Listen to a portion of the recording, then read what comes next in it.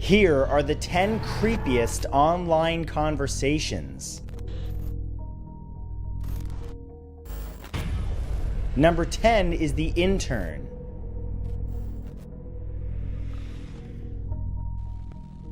During an intern for a large US college, Leigh was participating in a Facebook group with hundreds of students getting ready to move to campus. The group allowed students who were joining the college to ask each other questions, as they were all spread out across the US at that time. One day, not long before she was due to move into her new college, Leigh started receiving abusive messages from someone in that group. That continued for a few days until it was clear that it was a fake account. Finally, the insults stopped and the person left a message saying, "I'm not mad, see you at college. Also, enjoy the pizza. If we ever do become friends at the internship, you'll never know it was me." Then a pizza was delivered to her front door. Whoever was behind the messages, they knew where she lived.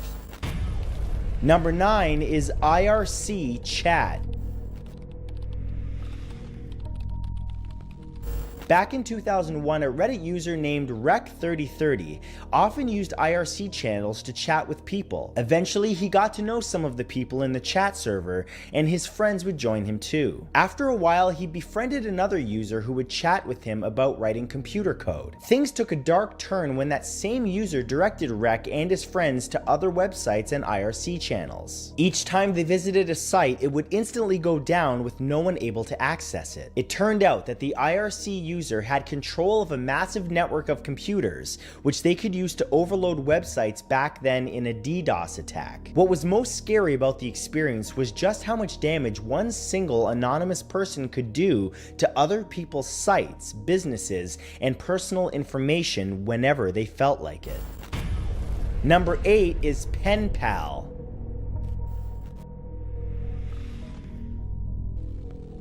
When a Reddit user by the name of Chick was in school, she used an old messaging app to chat with her friends. One day she received a chat request from another account. Curious, she accepted. The user claimed to be a counseling bot there for people Chick's age to share their problems. Needless to say, Chick was naive at that age and obliged. Around the same time, Chick was forwarded an email by a friend. The email was from another girl her age who wanted to be a pen pal. They exchanged emails and became good friends, and soon Chick realized something was very strange. People at her school were laughing at her. They seemed to know deep personal information about her. That was when she finally realized that her friend had been gathering information about her through the fake pen pal and chatbot, then sharing her deepest secrets with everyone that she knew. Number 7 is strange places. The internet is filled with strange places, websites which cater to all manners of interests, some bizarre, some twisted. In one user's experience, this resulted in conversations with a very weird group of people. The user, known as Tahan, was browsing the dark web when he inadvertently entered a forum. It seemed like any other forum, but then Tahan discovered some unsettling conversations there. The forum was for people traveling on trains. They would record the automated messages which played over each train speaker system, usually just telling people where the next stop was. The conversations about this strange hobby were in depth and confused Tahan. There seemed to be more to it. It appeared that they were not what they seemed, and the strange recordings and conversations were really code for something much darker. Number 6 is Tutor of War. There are many places around the world where war has ravaged the lives of millions of people. Some of those people still have access to the internet and try as best they can to have ordinary lives. In one unsettling conversation, a tutor living in the Middle East was helping someone in America to learn how to speak a foreign language. The lessons were going well, but the tutor mentioned one day that there was a lot of fighting happening nearby where he lived, and even explosions, which he thought were bombs going off. During the lesson, the conversation ended suddenly. It was as if the tutor had been wiped off the face of the earth, caught up in the conflict around him. To this day, no one knows what happened to him or if he survived the ordeal. Number 5 is What's in a Name. Dating apps and websites allow people to cut through the difficulty of meeting others that they share interests with. However, in some instances, online conversations with potential partners can take a decidedly darker turn. Take the story of Keb. She was living in New York at the time but had befriended a guy who lived in Florida. They chatted and got on well. However, Keb had just gotten out of a long-term relationship, and so she wasn't interested in committing to anyone at that time. One day during a conversation with her new friend in Florida, he asked her if she would be his girlfriend. When she politely declined, the man became aggressive. He sent numerous creepy messages and then sent a single image which chilled Keb to the bone. It was a picture on a piece of paper. On it, the man had written her name, not in ink, but in his own blood. Number 4 is a scary turn.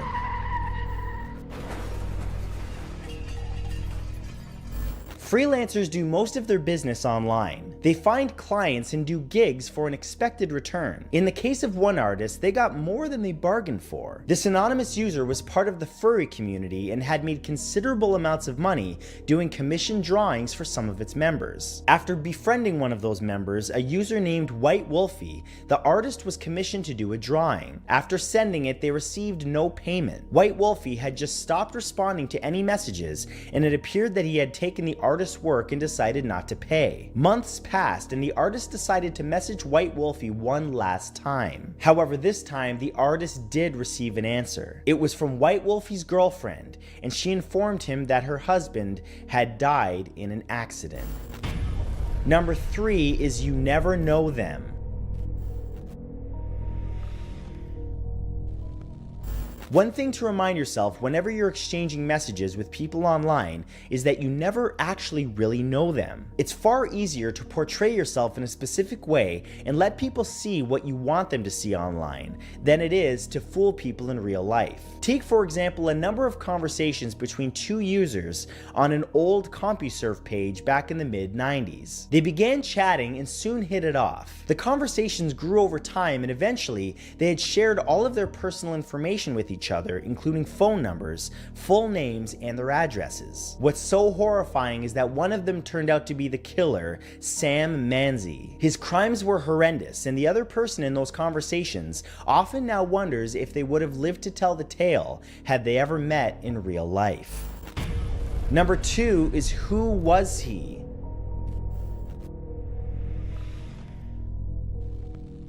The idea of chatting with people online is usually to get to know them. However, what if they already know far too much about you? That's what happened to one Redditor who shared the details of one unnerving conversation he had online. It began with some private messages from a user called Sam the Cook. The Redditor had a few text chats with Sam until Sam began to show some unsettling traits. He seemed to be fixated, even obsessed. Eventually it became clear that Sam knew things about this person. Personal details. Those details were so specific that they revealed details about the Redditor which even his closest friends did not know. Eventually Sam the Cook stopped messaging for a while. He never revealed his identity, but every now and then he still contacts him, randomly just typing hi. And number 1 is Mother's Forum. In perhaps the most frightening online conversation of all time, one internet user going by the name of Iris shared her experience on a forum. The forum was for mothers who were either pregnant or had recently had babies. Iris made a lot of friends there. However, one of those people was a user by the name of Carla. Carla had also given birth, but after numerous conversations, it turned out that Carla was being harassed by someone on the forum. All Carla would say is that the person doing the harassing was using a dead person's name and pretending to haunt Carla. This seemed bizarre in itself, but things soon took on a more malevolent thread. Carla was arrested, and it turned out that she was the murderer known as Carla Homolka. The forum account which had been taunting her had claimed to be the ghost of one of her victims. Kênh mình thì có một trang trên Facebook để là Zinifropsic Creepypasta. Mình lập cái page này vào ngày 24 tháng 3, mục đích là để các bạn trên channel YouTube của mình có thể gửi đến cho mình những câu chuyện để mình có thể kể trong những tập tiếp theo. Và cảm ơn các bạn đã luôn ủng hộ và đồng hành bên kênh Zinifropsic trong thời gian vừa qua. Xin chân thành cảm ơn các bạn. Và đừng vội rời đi bởi vì trên kênh mình còn có nhiều video đặc sắc khác để cho các bạn xem đấy.